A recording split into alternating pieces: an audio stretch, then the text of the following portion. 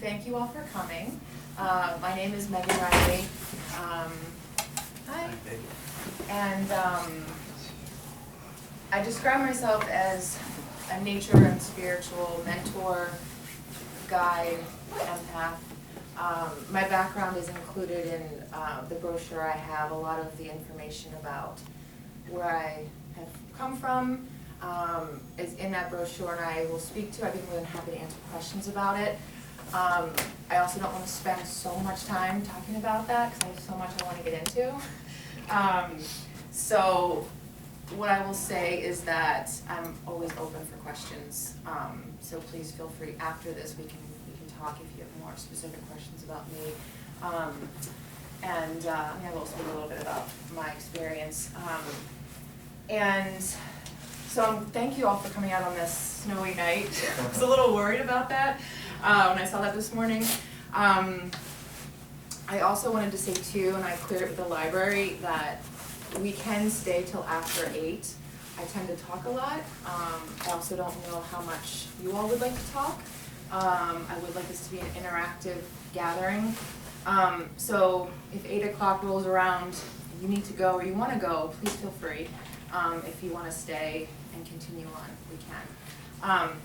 For the two that just joined us, I just want to let you all know, in the back, there are photos, and if you could go back, I just sat, so take your time, take your time. You don't have to do it right this second. But I had every participant look at the photos, and I would like you to grab one. If you want to grab more than one, you can. That speaks to you, that resonates to you for some reason. There's a couple of blank cards because you might not see anything that resonates with you. And so if you already have something in your mind, your heart, that speaks to you in a nature perspective, grab that card and you have that vision in your head. And we're going to do something with those at the end of class, or this workshop. It's not class. I don't know what this is. Gathering. So the other thing I wanted to make sure you both get one of these. So Eric, I'm going to put this on your seat. Okay, thanks. Just so you don't sit on it. Fine.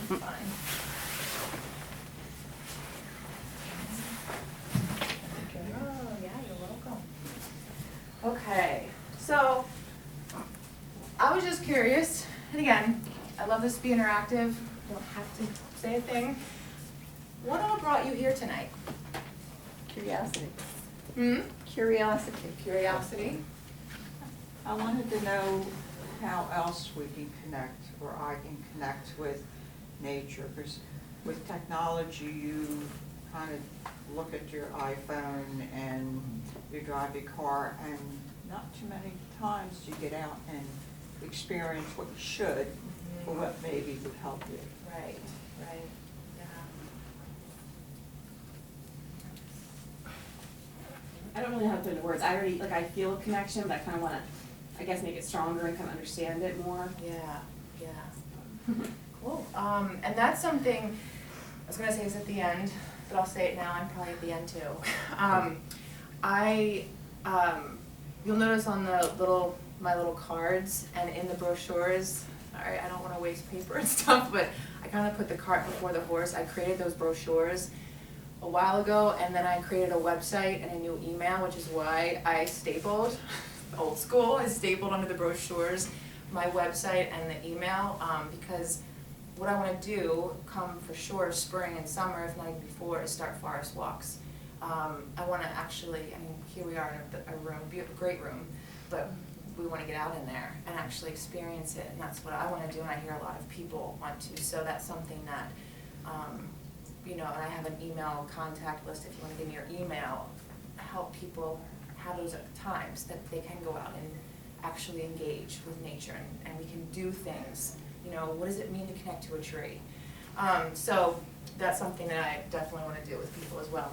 What forest do you want? So the other thing too, you know, and I fell into this, I think sometimes we think that we need to be like out in Grand Canyon to like connect, right? And the reality of where we live on the Northeast Yeah, we have some really cool, especially Phoenixville, you know, we do have exposure to parks and some forested areas.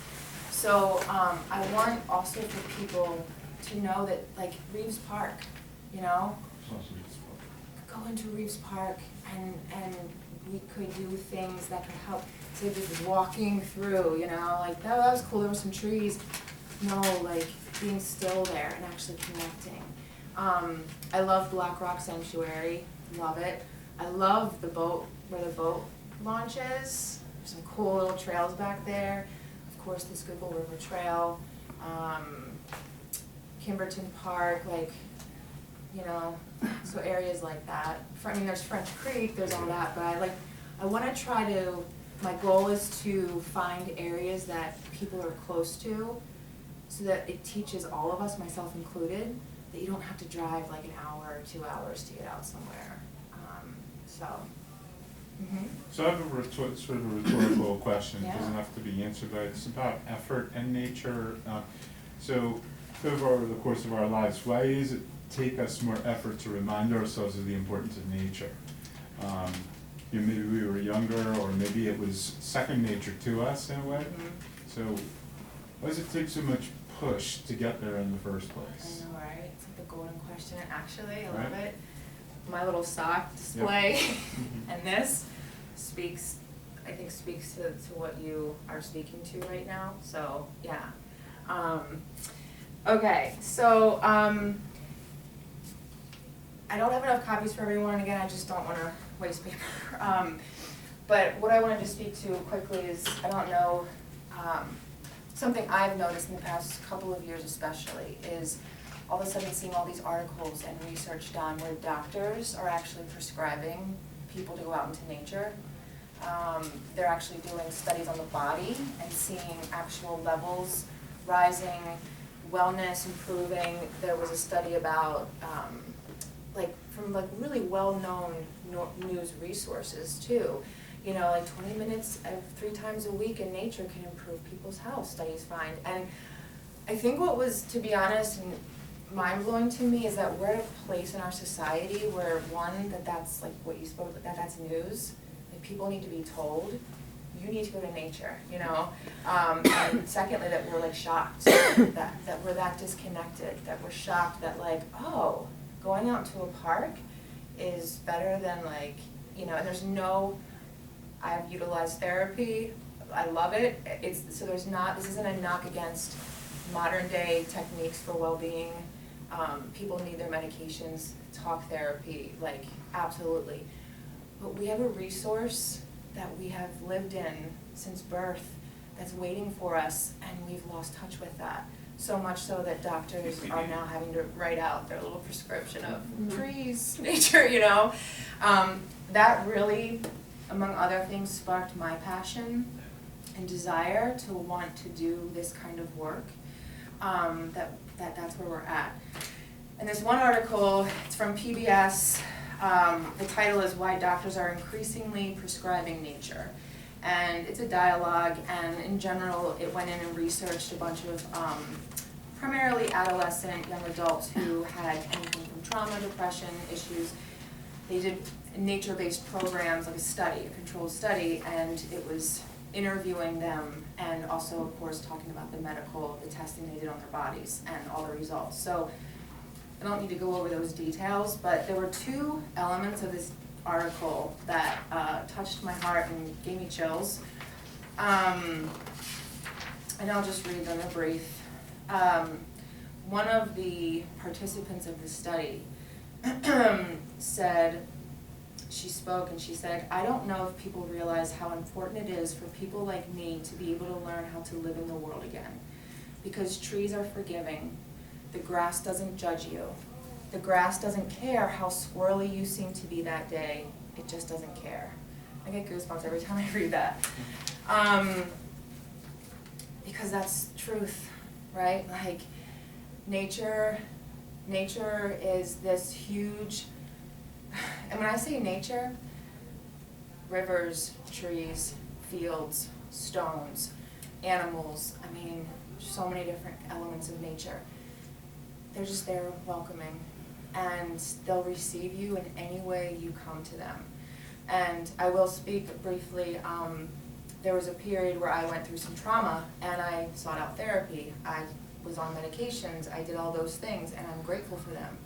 There were many times in this span of time that my best friends, my wonderful circle of women, like, just weren't doing it. I can't tell you the number of times I just went out to nature and I just cried. I didn't know what I was crying about, I lost it. There were times when I went out to nature and I didn't cry, I didn't do anything. But what I do know is that when I left, I felt more emptied out of like the not so great stuff. I felt emptied. Nature's not gonna try to fix you. Nature's not gonna talk to you the way we're used to it, but there is something about it, and that speaks to the second element of this article, and it's a simple statement. And this was coming from the author of the article, and she's speaking and speaking about the studies and studies and studies. And she says, but why nature is beneficial is not entirely clear. And that blew my mind too. And that right there, that statement, that is this work that I want to do. Why? Why is it that nature does what it does? And the fact that, you know, the science and the testing and all that doesn't, you know, we can't put our finger on it. That is what I want to speak to. So, I want to say this, and it's actually in the brochure too, because it's very important. I come from, I teach yoga, I've studied meditation techniques. For the past 7 years, I've studied with a Native American shaman. Her name is Eagle Skyfire. She's local, she's in Lansdowne, she does work around the area. She also has a website, eagleskyfire.com. She's an amazing friend, teacher, and the things I speak to come much from her. They also come from my own experiences, because when I started working with Native American traditions and teachings, it touched my heart and soul. Like, you know, when you, whatever it might be, like, touches you, and you're like, that's for me. That's what, I mean, I grew up Catholic, and again, no disrespect to religions or anything, it didn't resonate. So, with that being said, I want to be clear about where I'm coming from.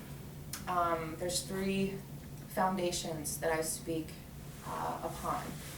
And I want to say that I'm not trying to change anybody's beliefs. I respect everybody's beliefs.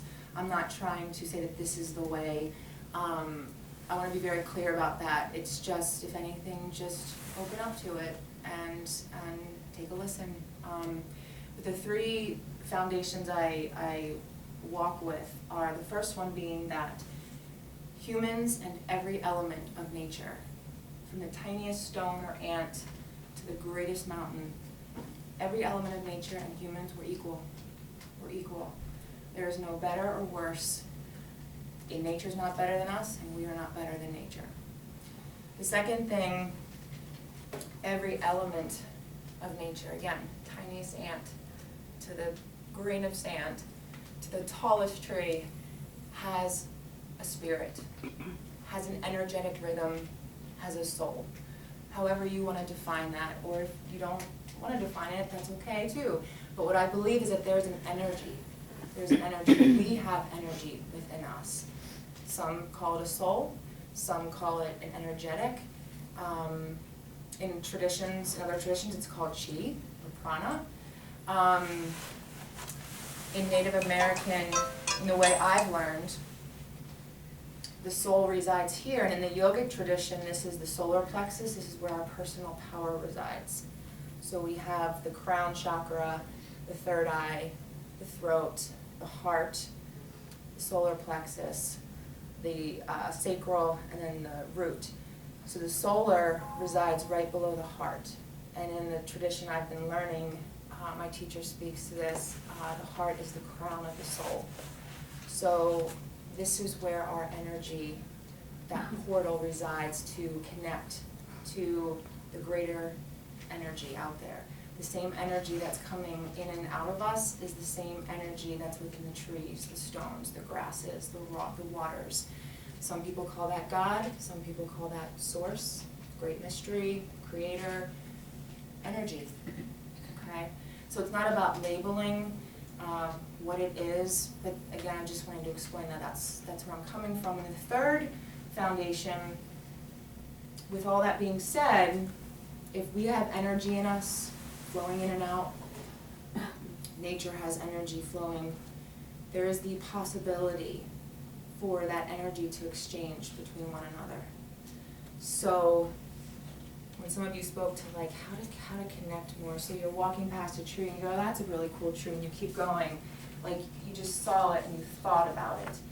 But what does it mean to go to a tree and be with it and feel its energy and allow that tree to feel your energy and have that exchange? And I furthermore believe, which speaks to this study of all these people who have got increased levels of greatness going on after they've been out in nature, is that there's healing that can happen between us and nature. There's growth. There's, I'll say, an awareness of your own personal growth. When I talked about the two great disconnects, the disconnect between our self, like little s self, and our higher self. And I'm going to speak to that in a minute. So there's that disconnect that's happened, I think, quite severely in this day and age. And then there's also the disconnect between this, I'll say, I use the word resource, it's our family. Nature is part of our family, and we've lost touch with that. So there is this, such an opportunity for this deep-rooted relationship, and that's part of my goal, is to help people re-engage with that again. Any questions or any comments? Because I tend to just go. Nothing? Okay. So, to get to these socks. They're just freshly bought, never done anything, and no one's ever worn them. I don't know why I chose socks as my thing, but I did. So I have I'm going to say three vessels up here, okay? And again, this comes from a Native American. I think other cultures speak to this a lot, but I'm just going to relate to where I've learned from the Native American traditions and teachings. So, like thousands and thousands and thousands of years ago, this here I'll say first. Let's say that this is a tree. This is the soul. This is the energetic body of a tree. Okay. Again, it could be anything, but I just believe it's tall. It's like a tree, kinda.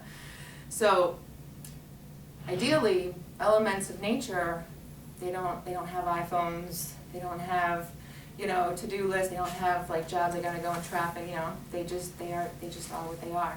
So in that way, they are pure and open, and they just allow things to happen, and they allow growth and the process to unfold.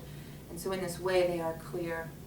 Their channel to the greater source, the universal energy, is pretty easy to tap into. So this is the tree, nature. Thousands upon thousands of years ago, humans were just like that. We had a connection as close to nature, so this is the human, thousands and thousands of years ago.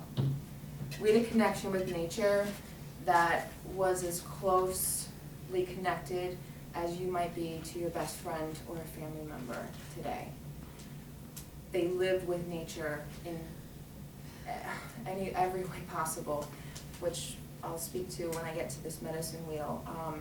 They were able, with their senses, to communicate with nature, and in that way lived the lives they lived with nature, not against it, not using it. It was a reciprocal relationship, an equal relationship of give and take. So this is what that was. And then you fast forward thousands and thousands of years to today, and here's another little human. And these socks, and I would actually ask for your participation in this. Today, things aren't so simple, right? So what each of these socks represents, and it can represent anything for you, but these are the things that keep us blocked from our soul, our heart and soul. I'll speak for myself on this one. I tend to live, I'm getting better, for sure, but most of my life from here up. And this is in charge. And, sorry, just a quick, another teaching that I love before I get into this. My teacher, Sky Fire, she'll speak about from her tradition that the heart is the chief.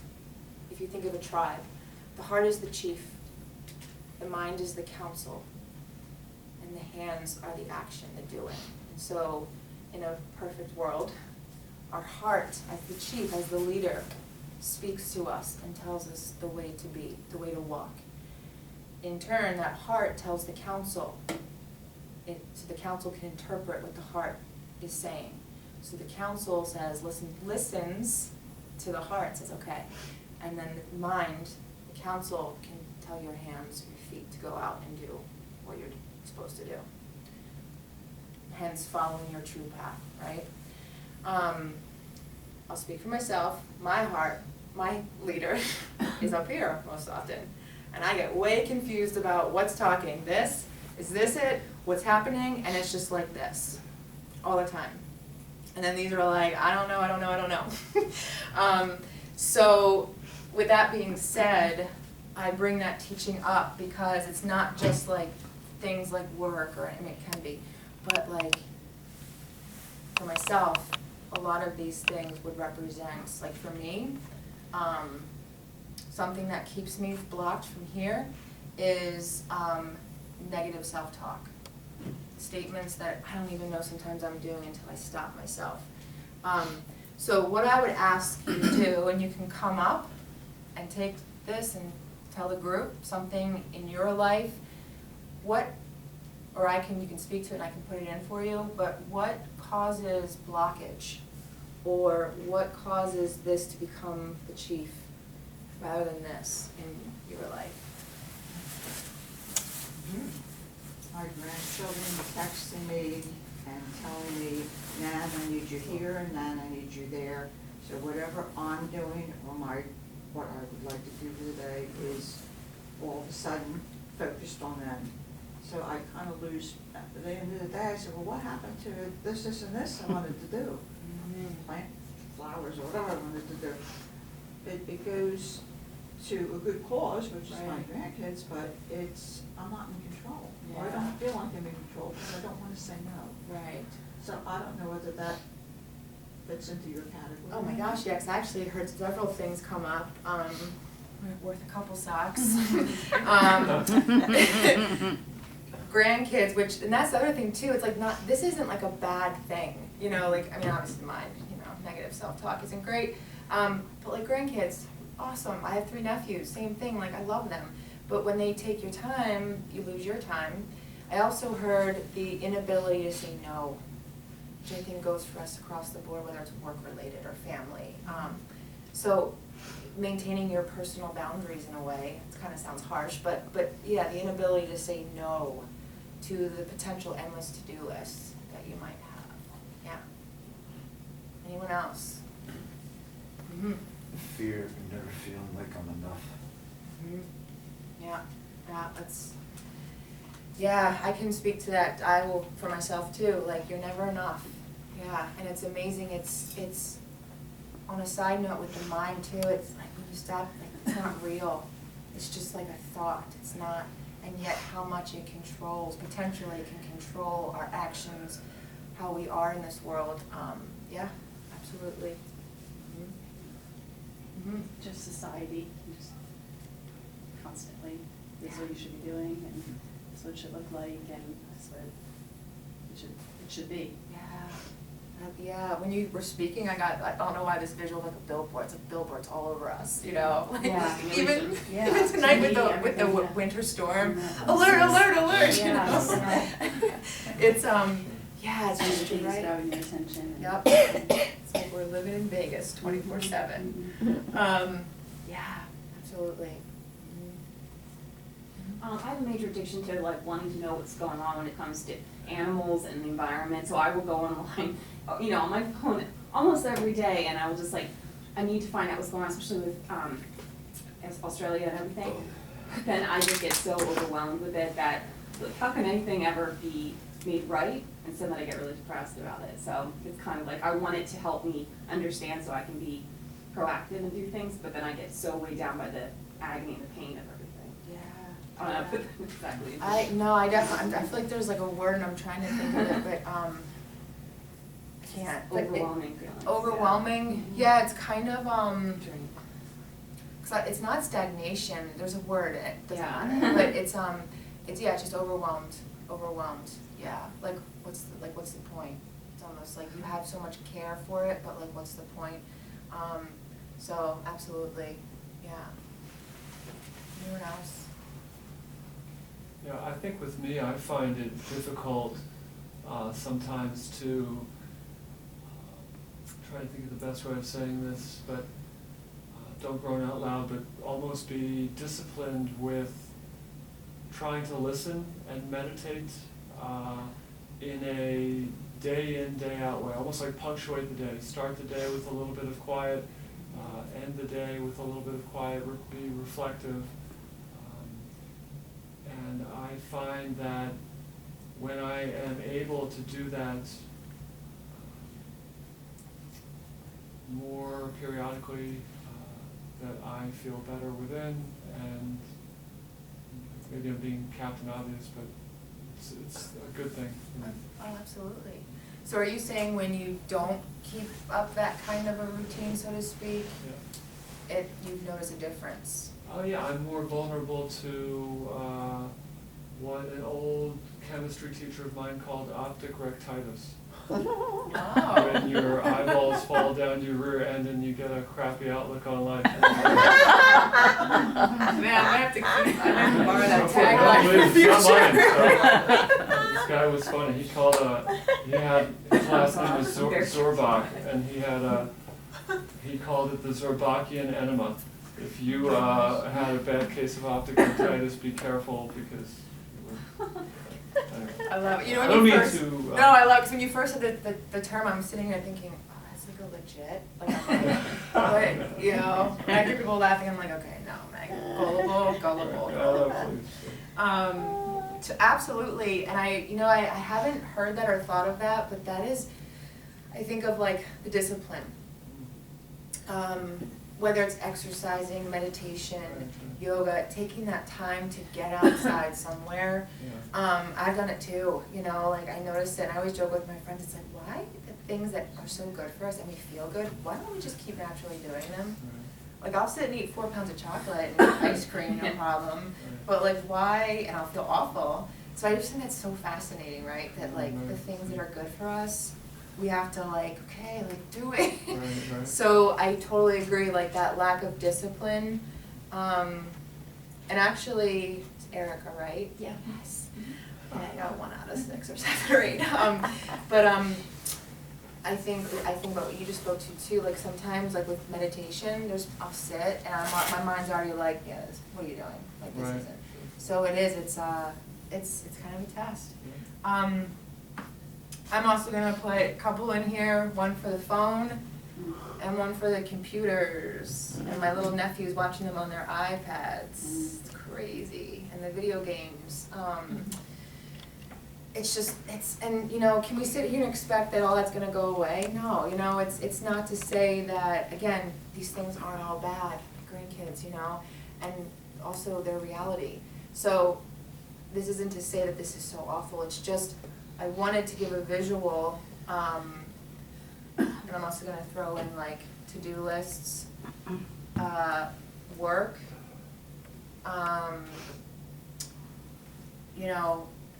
commitments, like someone spoke to like the busyness, like, or if like you're not busy, something's wrong with you, I love solitude, I'm like a really good solituder, and sometimes I have to watch that, cause, well, yeah, I just do, but like, I also think like, so I'm like, is something wrong with me, like, so like, here we are, this beautiful, pure, even if you think of the chakras, from crown down to the root, this pure channel with portals open for energy to come in and out, that could so easily, connect with nature, and here we are, a bunch of sucks.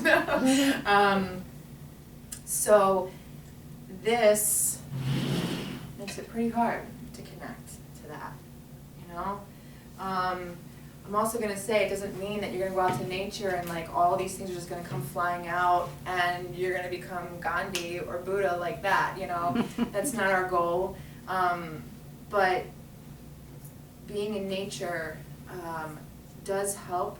I think it takes a couple things. One is to like physically make the commitment. So like saying that I'm gonna go take a walk today. I'm gonna go plant my flowers today, you know, and not feeling that guilt. So you gotta like make the effort to give yourself that time. But then also, as I spoke to earlier, and I speak to this because I lived it through my own trauma stuff, but like I can't sit here and tell you like, oh well, one day me and a tree, like I can't, it's just, it was over years and it became like nature is my family. And I'll go out there sometimes and just start crying because like, I'm not sad, I just feel it. So there's something that happens there. And doesn't mean too that when you leave nature, you're gonna feel really good and open, and then a week later you're gonna be right up there like this again, you know?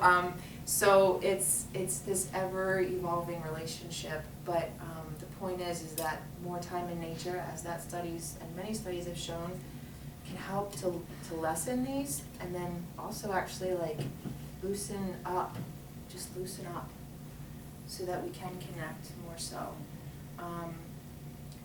I want to teach people to fall back in love with nature. You know, like talk about Australia and like the natural disasters, and not that people don't care, but I think about like people need to fall in love again with the things that we are destroying and using endlessly and abusing because we don't understand, don't have that connection. So it's almost like, you know, if you like knew Aunt Betty out in Canada from, you know, and you saw her once on like a computer screen conversation, you're like, oh yeah, I love Aunt Betty, she's cool. I mean, yeah, you're connected but not really, versus like if you grew up with Aunt Betty and you were like this, you know what I'm saying? It's like, yeah, you can say I love that tree, but like there's a difference, I think, when you learn to connect in a deeper way. Any questions? I thought there was something else I wanted to say to this, but maybe not. Any questions or comments about socks? What do you do with them all? You're just gonna use them for the next like? I do, yeah. And I realized like first I bought way too many, and then I'm like someday I'm gonna find, I mean, not that they're awful, but like more appealing looks. People are like, come touch them, and everyone's probably like, oh no thanks. I don't really know you that well, and I don't know how to trust you, but I don't know. So that's that. So again, are we ever gonna get back to this? I mean, it'd be awesome. Who knows? Maybe not in our lifetimes, but that's the aim. Nature's waiting for us. They really like. I think things like Australia, the earthquakes, the natural disasters, yes, like Mother Earth is talking to us. And I speak to that when I say nature is waiting for us, of course, but it's also like nature's just waiting for us to come home. Nature's waiting for us to go to that park and sit with a tree, you know? And that's the stuff I really look forward to, getting outside with people. And doing that, because I wonder, some of you are sitting here thinking, okay, this is all great, but like, how do you do that? How do you do that? It's not, I don't think it should be a complicated thing. I thought about this last night when I was preparing this, and all these words came to me, so I wrote them down. Stillness and a slowness. I know when I was younger, like I'd go out in a walk ride, like power walk and like speed through and I'd be like, that was so great, I was out in nature, and it's like, yeah, but you were like, you know. I walk really slow now. And there's something about that, just the stillness, the slowness in that you get a quiet. Please don't go out, well, you can if you want, I mean, I don't know, but like, don't go out with your phones, you know? I've done that too, like sometimes I'll put music on and walk, but like, if I have my phone, I will check stuff, you know, it's just like so automatic, you know? So I'm trying to get better at like, not bringing anything with me, because then you have the quiet. you really do start to hear like the birds and the leaves and the wind, and there's so many things talking to you. So a slowness, a stillness, a quiet. Your senses then become enlivened. You start to see, you start to hear, you start to smell. And the breath, which we're going to do a little activity in a minute. Coming always back, for me, coming back to the breath, because the breath, when I breathe in, comes down here, and so it reminds me like heart. So when my head goes off into like my to-do list, or that fight I had with my sister, or oh my God, am I gonna be able to pay my bills, you know, because that stuff's all gonna happen, you know. It's that reminder to come here again. For some people, it's like they pick a sense, like the hearing, you know, they just want to keep hearing. For some, they use the visual, and again, that's stuff that we can practice when we're outside. So, also with all that being said, I think number one is patience. Patience with yourself. I can't tell you the number of times I went out to nature, and like I was ready for like this like monumental experience, you know, like I'm gonna connect, I'm gonna do it. And I would go out and I'd sit, and it's not about that. For some people maybe, you know, I mean some people have these like moments of awakening or whatever you want to call it, and that's wonderful, you know. I'm open to that, sure, but it's just patience, it's patience with yourself. There'll be days where you'll go out to the most beautiful setting. Your head might be the leader times 1,000, and just, but you're still there. It's okay. Look where you are and trust that even though this is going like this, trust that you are energetically in an environment where there's movement happening and peace and calm. And think about how many people, I have a friend who like hates camping. She's a glamper. She won't even like glamp, really.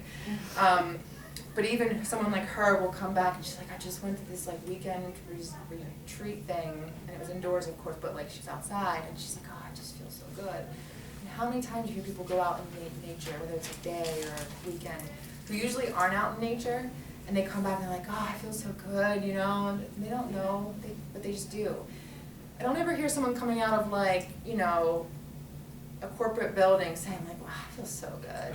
I'm so relaxed and all that. It's always like, okay, what's going on in nature, which that article alluded to, like what's going on in nature versus this building of cement where people come out of nature like, good, you know, and usually out of corporate they're like, you know, super tight. There's something there.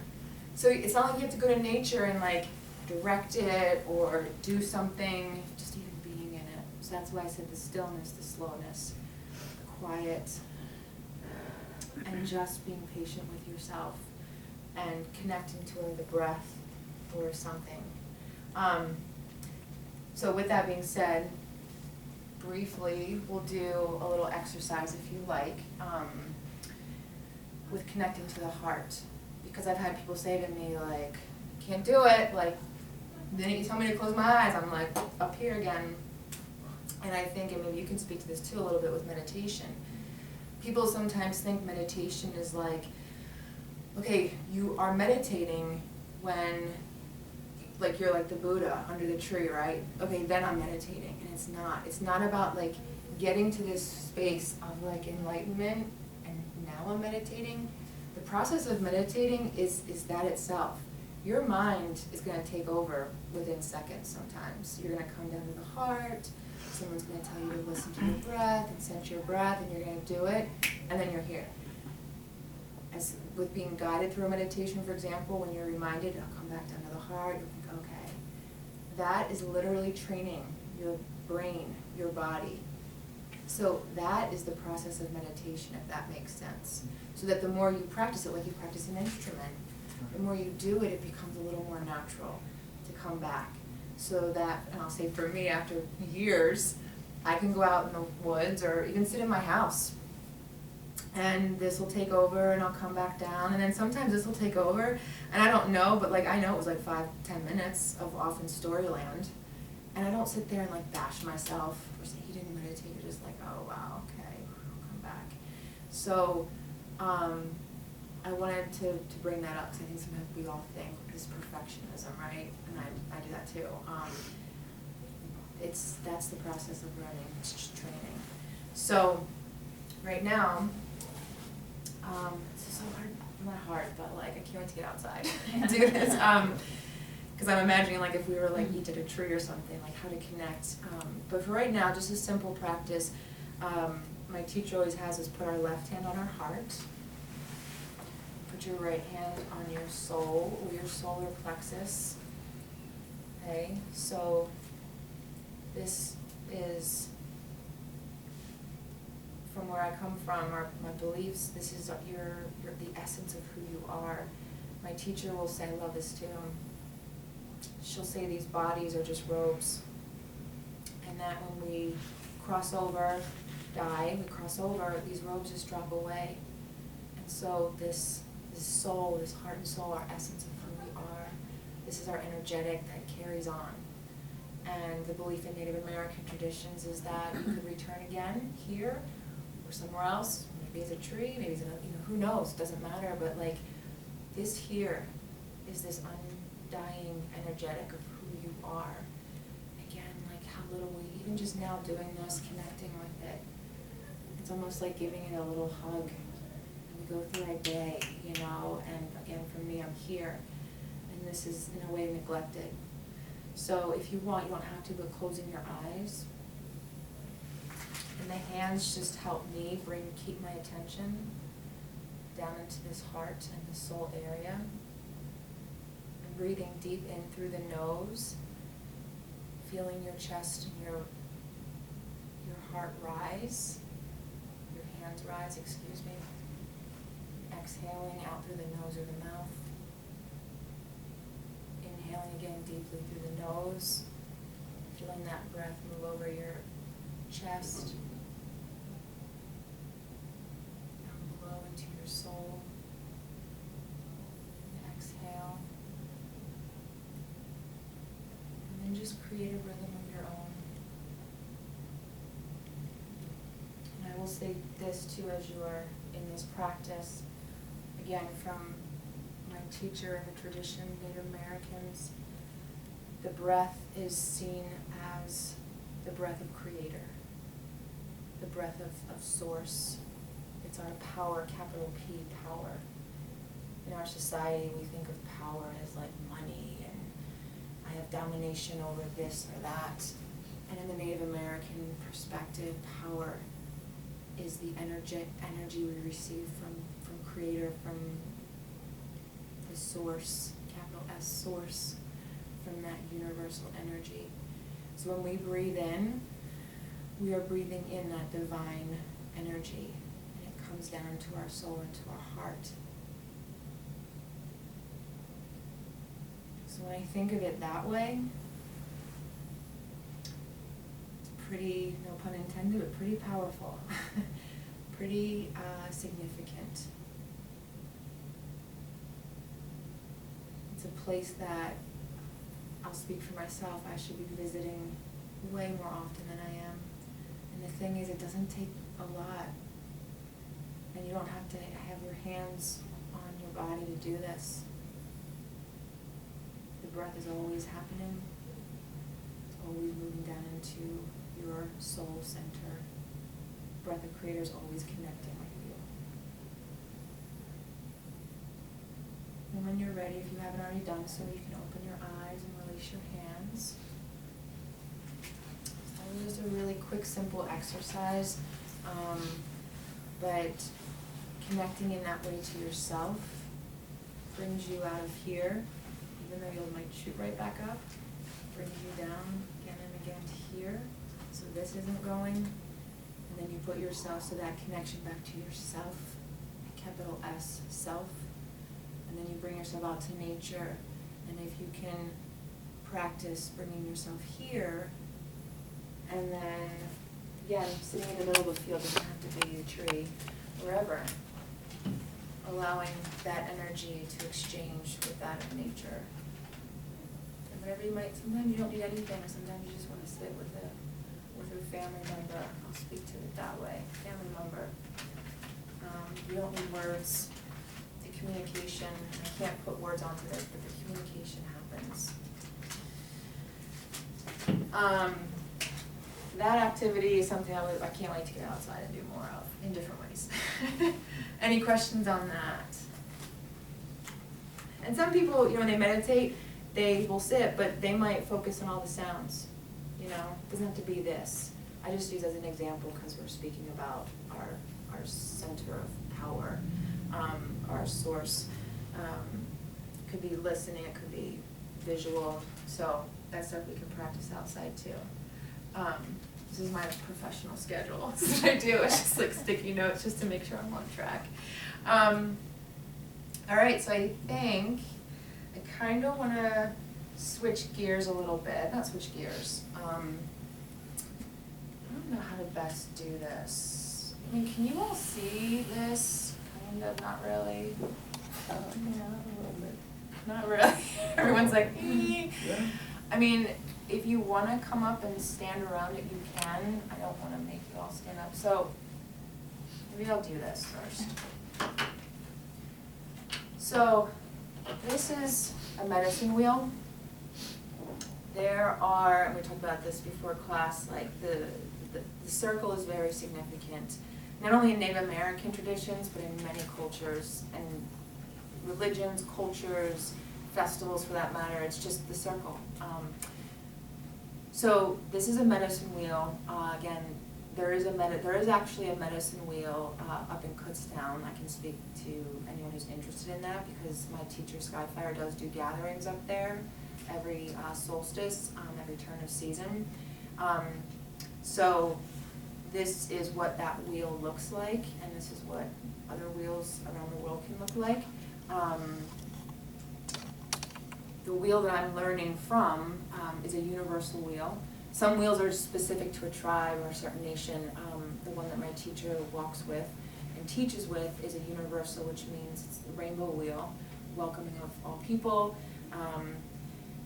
But the essence of the wheel is a teaching tool. It's a teaching tool, but it's also a spiritual tool.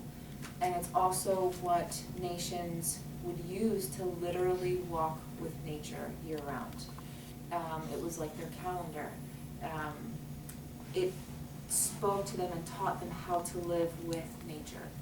So, What are the designs on that? Are they stones? Stones. Okay. Yeah, the wheel up in Kutztown is stones as well, yeah. I've heard medicine wheels made of like flowers, like people who are really into flowers and whatever that professional term is. They made wheels out of, which is kind of cool, so, but yeah, stones. And if you can't see, please feel free to come up to look, and I have no idea like which direction is literally east and all of that, so just we're gonna go for the sake of simplicity that, You're facing south, your back's to north. This is east over here. oh, thanks. West. Right. Now I'll have to do this upside down too. Okay, so this is east, this way? Yep. Awesome, right, cool. That's how it was kind of, I was thinking just because of the way it was put on the table. Okay. And this could, seriously, like this could be a whole nother hour plus long lecture, so this is gonna be such a brief description of this wheel. But just to give you an idea, and this is something I'd also, again, in future like to do classes on and bring this outside, and but just to give you an overview. So the east, the south, the west, the north. The east represents sunrise, the new day, spring season. The south represents midday when the sun is highest, summer, sun is super hot. The west represents the fall, represents dusk as the sun is going down. The north represents winter, the dark night. There are meanings and teachings, and each of these stones in between represents the months. So this is March, April, May, June, July, August, September, October, November, December, January, wow. December, January, February. It's going too fast. So we would say that we are in the winter season, and we are just beginning in the month of January. So I just kind of was showing like where we are. There are lessons. This is Creator Stone, Source, Great Mystery, again, whatever you want to call that. This is Creator. All of these stones represent the lessons that the season teaches. And these stones here, in the wheel that I'm learning from, there's a flower or a plant, a stone, and an animal that represents each stone, and with those are also lessons and teachings.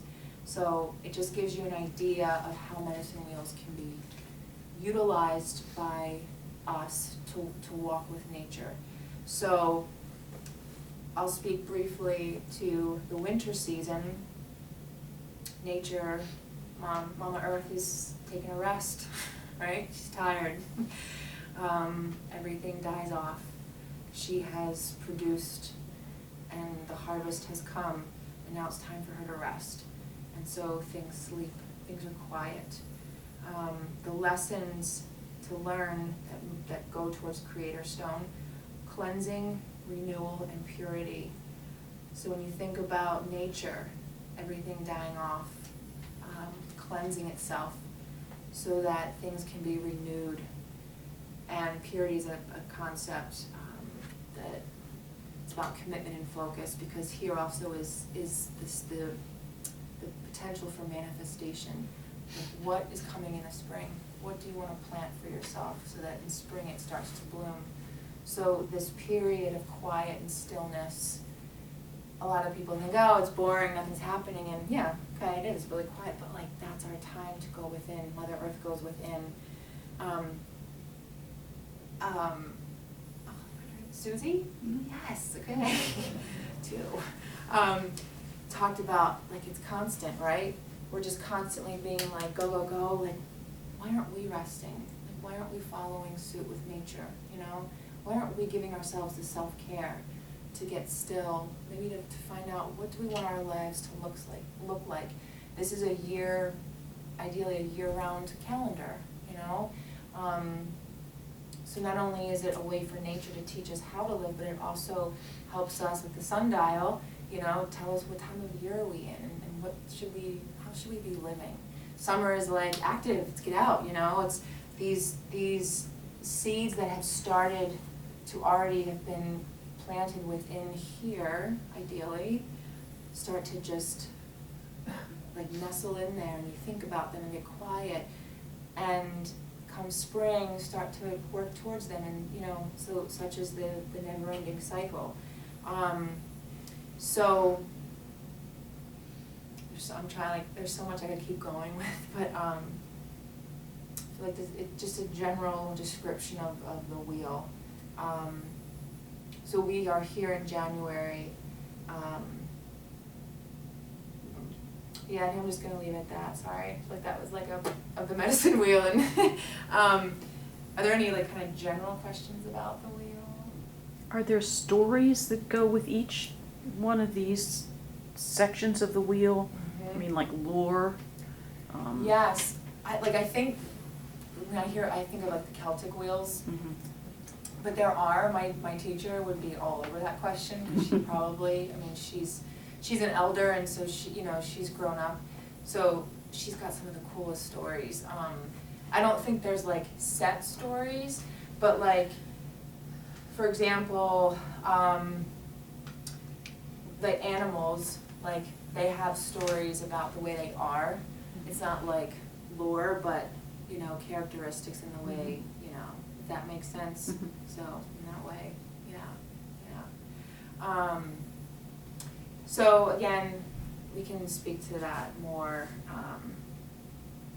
when I do other classes or bring this outside. So got about 5 minutes left, but this actually was kind of cool because, yeah. I was debating whether to bring this because it's not that it's not connected, but it's kind of like an offshoot. But then when I found these, I was like, oh my gosh, this is perfect. Where was the tree where you got these, if you don't mind me asking? Yeah, it was, so I nanny for some kids over right by Great Valley High School, so it was over that way, yeah. They had the coolest trees in their little neighborhood, yeah. Yeah, this idea came to me very quickly, just kind of what I like, and this is again like nature, right? Like it always is talking to you. And I had my little agenda, and then I saw these, and I'm like, I'm totally bringing these, and I had no idea what I was gonna do, but then it kind of just came to me. So each of you have one of these, and you know what? Do any of you have to like jet out of here at 8? All right, we're not gonna be here till like 9.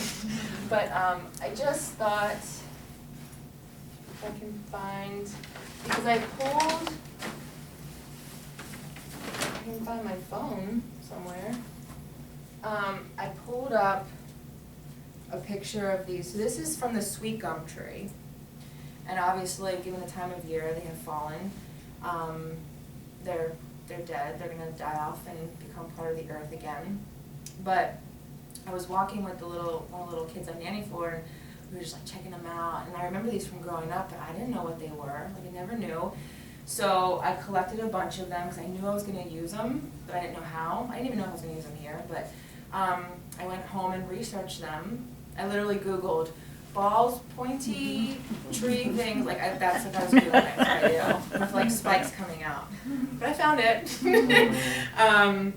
So I'm going to show you, that's what they look like in prime time. So really bright green, strong. The little, sometimes they look like bird beaks, like those are closed up. Because in those bird beaks are the seeds and the fruits of the sweet gum tree. I had never seen them actually, like, I've No, never I seen haven't. them. I've only ever seen them this way. Oops, Did it? there you are, okay. Yeah. So super strong, green, but you'll notice this little spike, my technical terms, little spiky things, are closed. And I read that the tree, sweet gum tree, so in those closed spikes, that's where the fruits and the seeds of the tree are. The tree naturally decided basically, that's the right word, but whatever, but it decided that it was going to produce these seed pods, but it was going to create these spikes. So it protected the seed, it protected its fruit, it protected its seeds and its fruit, its riches from critters and from squirrels and from disease.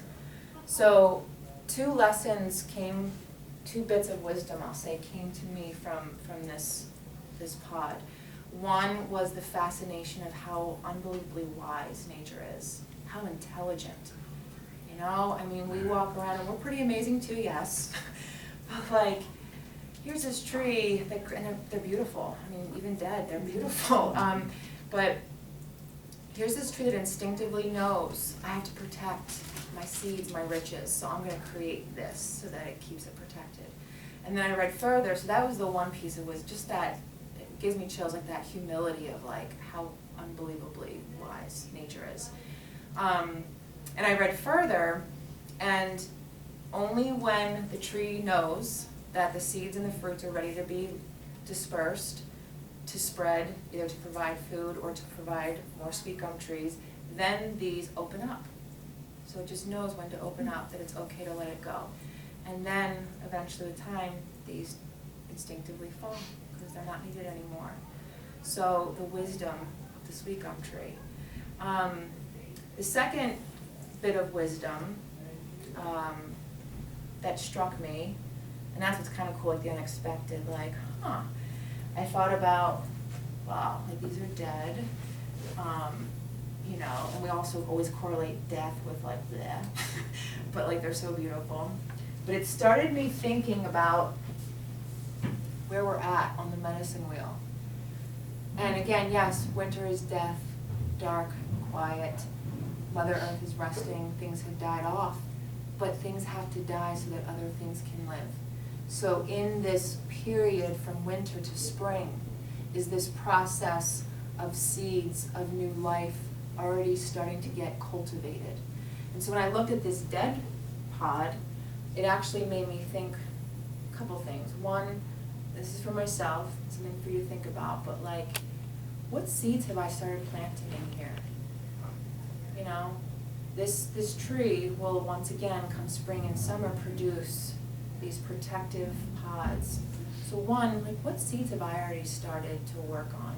What things have died off, but like, what's here that still wants to continue on my medicine wheel? And the second thing was, which I kind of liked, what I call these, I did this with a group and I started calling them pillars of protection. What pillars, or spikes, but sounds a little harsh, what pillars of protection am I creating around myself to keep my seed, my fruit, safe?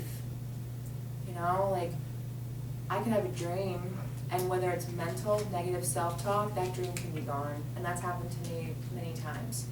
I can have something that's cultivating, and I wanna do this, I wanna do this, right?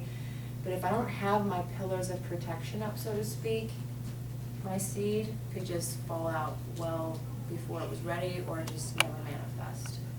So, for me, here's this little, and these were on the road, like, they were just like every, you know, but here's this little dead pod, and I sat here and just sat with it, and it started getting me thinking about, like, my seeds and my goals and my dreams, and how am I gonna protect them, and what kinds of things will I set up. So that's just something I wanted to share with you. I mean, we could sit here and talk about what seeds do you have and what pillars. I did that with a group once, but obviously with time, but just take these home and just something to think about. But just an example, like, you never know what's right around you, that if you sit with it, can teach you something or awaken you a little bit.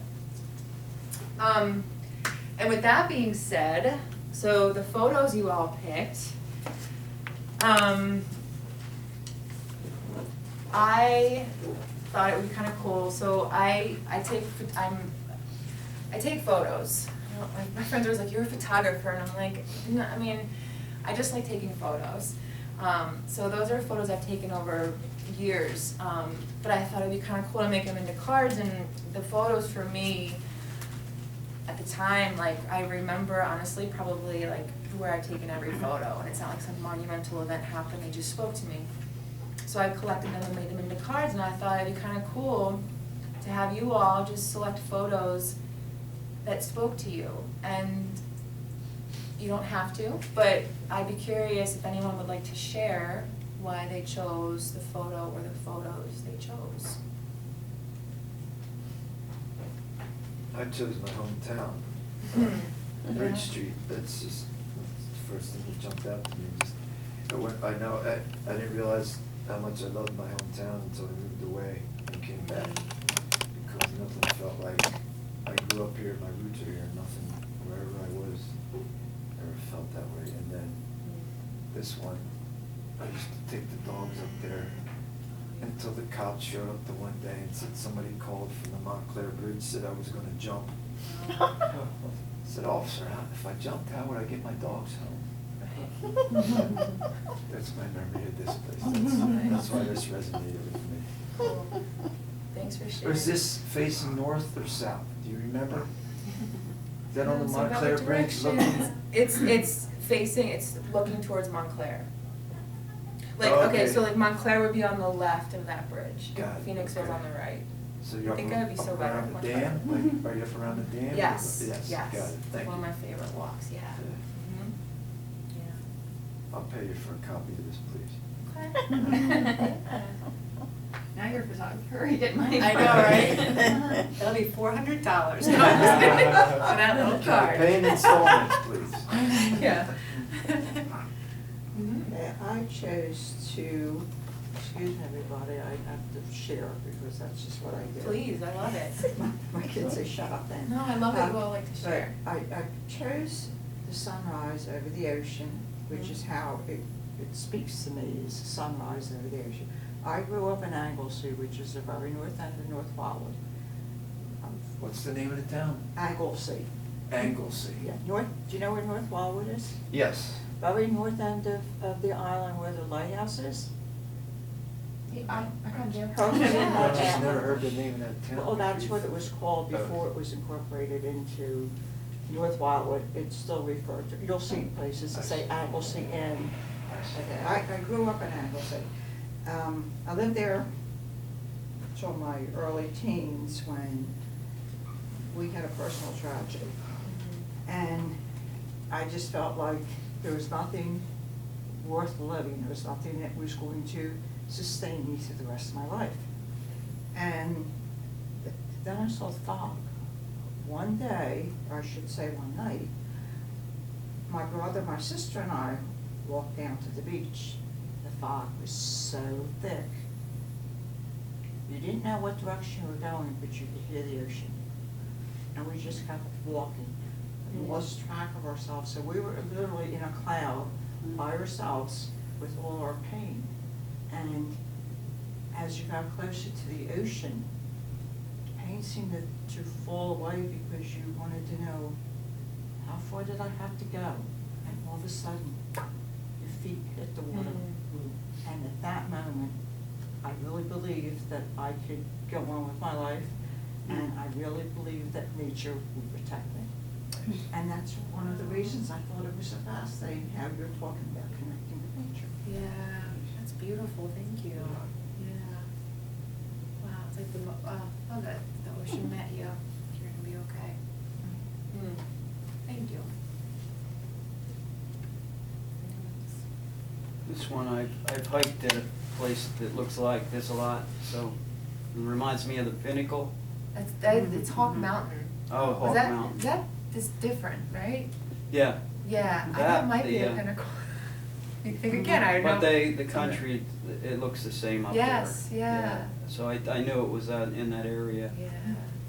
And then this one's just peaceful to me. That's the drops of water and the wetness on the concrete, and the contrast between the concrete, which is man-made, and the leaf, which is nature, and the drops of, it's just peaceful. Because you know how when it rains, it's peaceful sometimes. Yeah. And just where that leaf picture was taken, right over the bridge from Franklin Avenue. Like Oh. just walking over, I was walking home from work, like hustle, and it just stopped me. And I like looked, I was like, that's cool, and I kept walking, and then I swear, something was like, no. It was almost like that leaf was like, no, you're gonna turn around and come look at me, because I did, and I'm on, the people thought I was probably crazy, because I'm like on the bridge, just like, looking. So anyway, I share that because it's like, that was right on, like the cement, like on my walk home, you know, and it just stopped me. Yeah. So, yeah, Yeah, it's nice.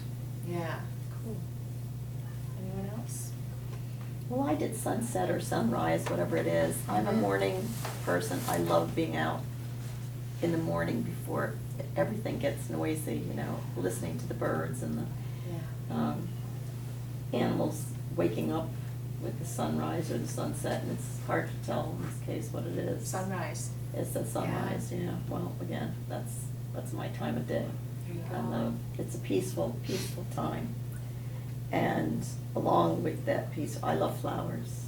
And they just make me feel, my grandmother had a big flower garden, and her garden was like an English, even though she wasn't English, it was like she would just throw things in there, and she had some of these Queen Anne's lace in there, but her vegetable garden looked like a flower garden, because between the tomatoes were the carrot tops, and if you know, they're very lacy, and the dill, and dill is kind of like Queen Anne's lace, but it reminds me of her, because she was a gentle, and she would always take me out to see her flowers and gardens and peaceful, and I just thought this one was artistic, and I love blue and the contrast between the tree, which is, you know, very peaceful, and the nighttime setting in there was just, blue is my color, and I like the artistry of that one, so.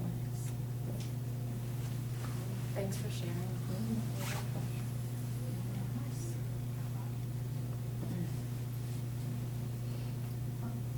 Okay, I only took one, I wasn't sure how many was to take. Yeah, no. Well, anyway, I'm a night owl for sure. Uh-huh. So whenever, I just love to look at sunsets, the moon, I'll just stare at it forever. Yeah. And so this kind of setting would just, for me, just brings like harmony and peace, and everything's like calming down, and like hopefully my mind is as well. So just staring into something like that just brings me a lot of comfort. Yeah. Beauty. Thank you.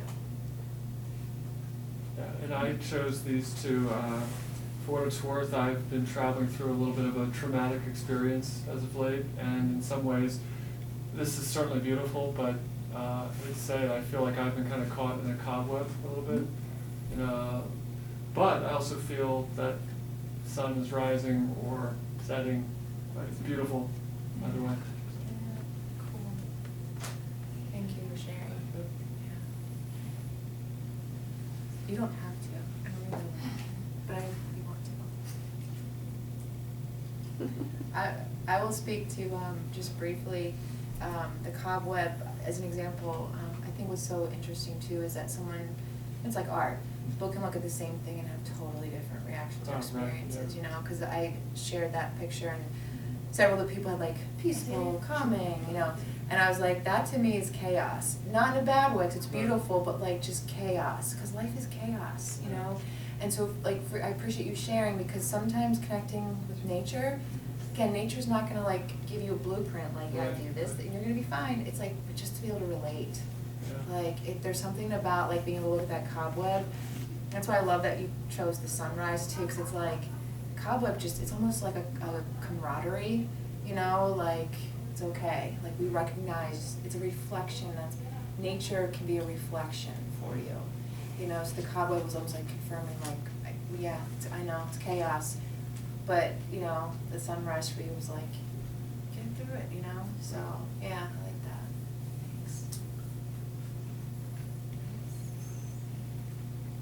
Okay. I think what's cool is I heard a lot of feelings, peaceful, chaos. I also heard, so nature can resonate just feelings, but I also thought it was kind of cool, like, I heard a lot of memories come up, like things that trigger like times in your life or people or events, that it's not the actual, the nature that, but it's like what the memory it triggers, and that memory touches here, so I thought that was kind of cool too, it's like a chain reaction, so. The last thing I want to share is, I didn't choose a photo, but I bring this when I can. So, and I just have a lot of stories about this. I did Outward Bound, Philadelphia, I don't know if you're all familiar with that, but it takes inner city kids out in the woods for like weeks, so you can imagine that, right? But this became such a cool thing that kids would use, and so I share that because it's been on a lot of journeys. But I'm going to share this. So this, I lived out west for a while, so this is, almost 15, 10 years old that well, not old, this is way old, but my relationship with this stone. So I was living out west. I was going through a really rough time in life, and but I was out on a hike with some friends who were like hardcore. You know, I lived in mountain towns, so everyone's like real hardcore everything. And so I'm on this hike and already feeling like defeated, like I'm gonna suck, they're gonna, you know, and yeah, they're friends, like, but it's making the pressure you put on yourself. So I already walked into the hike, like not in a good space in life, just feeling bummed and low. And now I'm on this hike with some friends, and I'm already like negative self-talk, like you're gonna be like 4 miles behind, they're gonna like, all these stories you start telling, right? Like you're just gonna, yeah. So I was getting like pissed off, like I was so angry. So here I am in this like beautiful forest, you know, and I was so angry and so down. It's amazing how I can go from like here to here, and I was like working to try to get myself better. Like, do you ever have those times where you're like, Megan, get happy, you're on this hike, like take it in. I'm hiking, and I was starting to like tear up, like so emotional, and it wasn't my friends hiking. They weren't even hiking faster, like everyone was, like, it was my mind. And I was starting to like tear up and get really emotional. And we took a break, and I was sitting, like, I don't know, sitting somewhere, and like they're all having their water and I'm sitting here and like, do you ever have those moments where like you just start tearing and it just wasn't stopping? It was happening, and I wasn't like a blubbering mess, but it was just starting. And quite honestly, it was like I'm much more comfortable at crying because I think they're healthy. I was sitting here, and then I started thinking not only about the hike, but like my life stuff, like some tough stuff. And I look over, and here's this little stone. I swear, like, it gives me chills too. It was just dirt, like there was no stones. It was literally just by itself, lying, facing me. A heart. And this tiny little stone in this huge, grand forest mountain setting. And I was having a day. And in that moment, I was so overwhelmed when I saw this stone. To me, it was nature saying, like, we love you, like, it's okay. You know, like, they didn't care if I continued to cry or have a crappy day or hate myself for the rest of the day for God knows what reason. It was just a declarative, like, statement, I love you. Like, love you. You can do what you want, but we love you. So, I don't remember, honestly, how I recovered. Like, if I felt, and it wasn't like, again, I had this, like, oh my God. But, like, I took this. And I kept it with me, and I've kept it because it's just like this reminder that nature's just they're just all the spirits that are out there, the souls, the energies, they're all waiting for us, and also they love us. They do, they love us.